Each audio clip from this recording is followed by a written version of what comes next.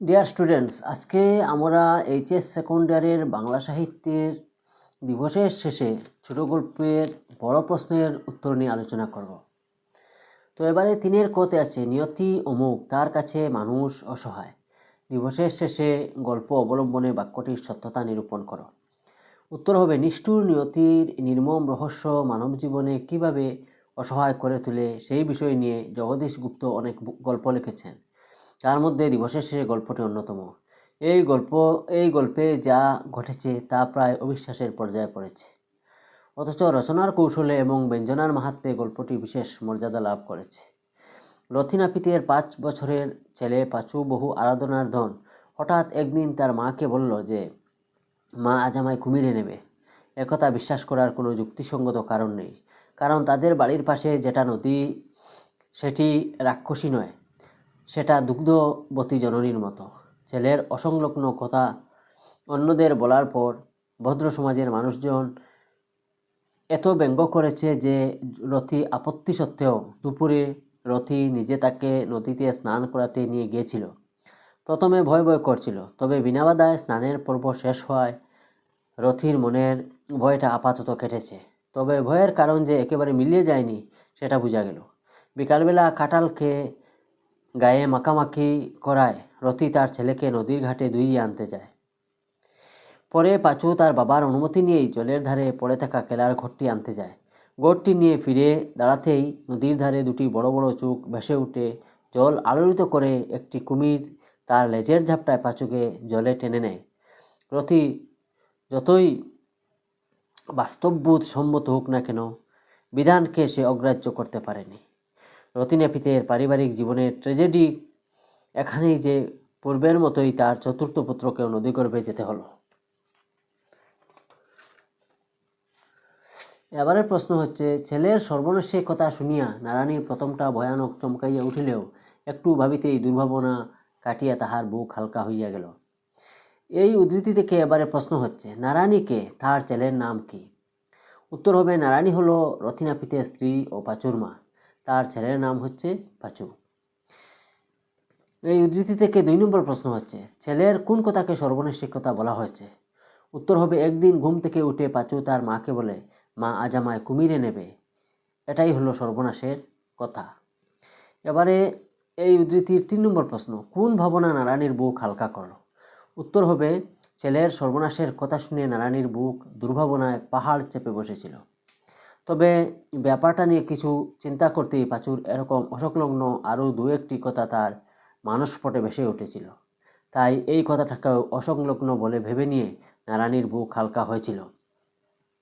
এই উদ্ধৃতি থেকে উত্থাপিত পরের প্রশ্ন হচ্ছে, ছেলের সর্বনাশে কথা কিভাবে বাস্তব রূপ নিয়েছিল তা বিবৃত করো।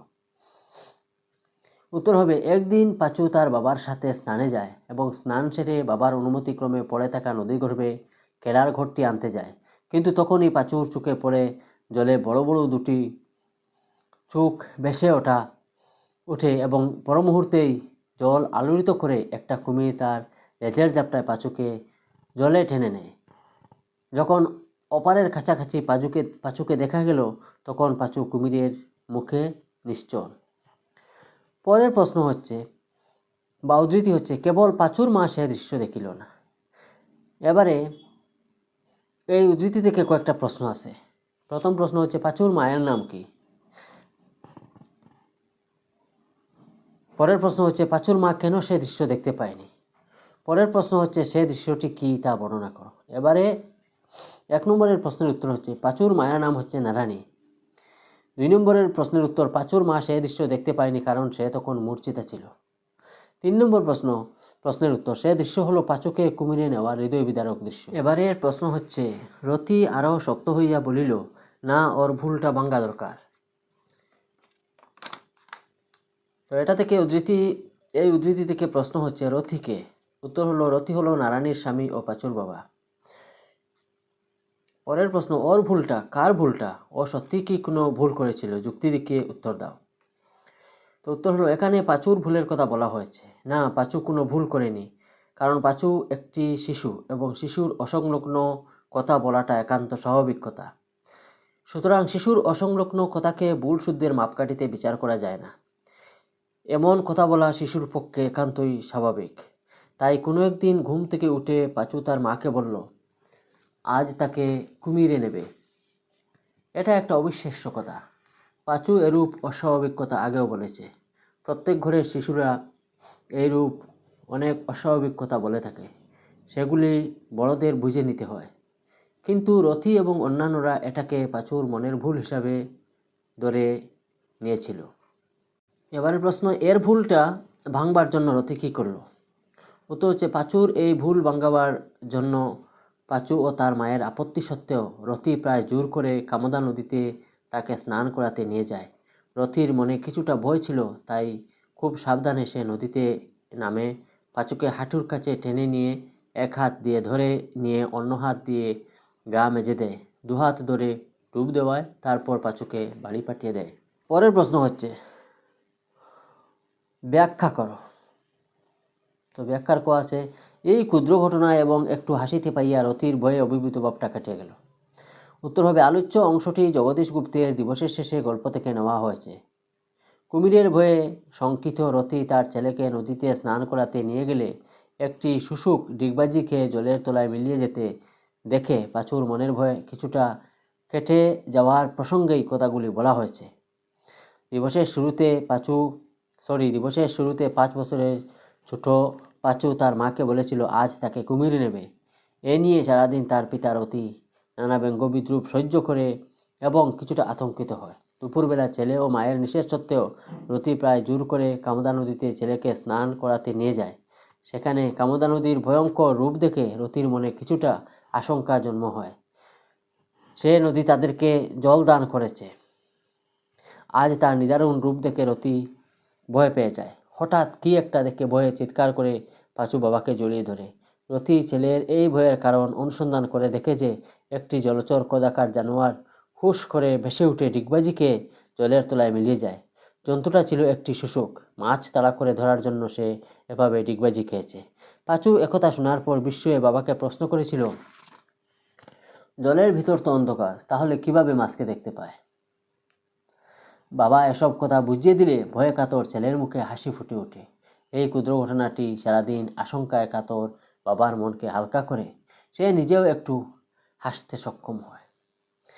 এবারে 2 নম্বর বা খ নম্বরের ব্যাখ্যা হচ্ছে, সূর্যকে ভক্ষ নিবেদন করিয়া লইয়া কুমির পুনরায় অদৃশ্য হইয়া গেল। উত্তর হবে, আলোচ্য অংশটি জগদীশ গুপ্তের লেখা দিবসের শেষে ছোট গল্প থেকে নেওয়া হয়েছে। এখানে পাঁচুর অন্তিম যাত্রার শেষ দৃশ্যটা বর্ণিত হয়েছে। বন্ধুদের সাথে কাঁঠালকে সমস্ত শরীর নোংরা করলে ছোট্ট পাঁচুকে গা ধুইয়ে আনতে যায় তার পিতা রথি। পাঁচু যখন নদীতে যায় তখন তার বাবা হাতে একটি কেলার ঘট ছিল। বাবা তাকে নদীতে ভালো করে স্নান করিয়ে উপরে নিয়ে আসে। তখন পাঁচু তার বাবাকে কেলার ঘটের কথা জিজ্ঞেস করে। উভয়ই দেখতে পায় জলের ধারে ঘটটি পড়ে আছে। বাবার অনুমতি নিয়ে পাঁচু সেই ঘটটি তুলে আনার জন্য জলের ধারে যায়। ঠিক সেই মুহূর্তে দুটি বড় বড় চোখ জলের উপরে ভেসে জল আলোড়িত করে একটি প্রকাণ্ড লেজ ঝাপটা মেরেও পাঁচুকে নিয়ে জলে অদৃশ্য হয়ে যায়। মুহূর্তের মধ্যে ঘটে যাওয়া এই ঘটনায় রথি বিস্ময়ে অবাক হয়ে পড়ে। ফিরে সে চিৎকার করতে নদীর তীর জনবহুল হতে দেখা যায়। পাঁচুকে একটি কুমির মুখে নিয়ে উপরের দিকে তুলে ধরে। পড়ন্ত সূর্যের আলো পাঁচুর মুখের উপর পড়েছে। মনে হচ্ছে যেন সূর্য দেবতাকে কুমির অর্ঘ্য নিবেদন করছে। তো বন্ধুগণ, এই হলো দিবসের শেষে ছোট গল্পের বড় প্রশ্নের উত্তর। তো আশা করি তোমাদের উপকারে আসবে। যদি তোমাদের উপকারে আসবে মনে করো, তবে আমার চ্যানেলটা সাবস্ক্রাইব করে নিও। আর আমি আগামীতেও এরকম আরও কোনো একটা গল্প অথবা কবিতার প্রশ্নোত্তর নিয়ে আমি হাজির হব। ততক্ষণ তোমরা ভালো থেকো, সুস্থ থাকো। আজ এই পর্যন্ত।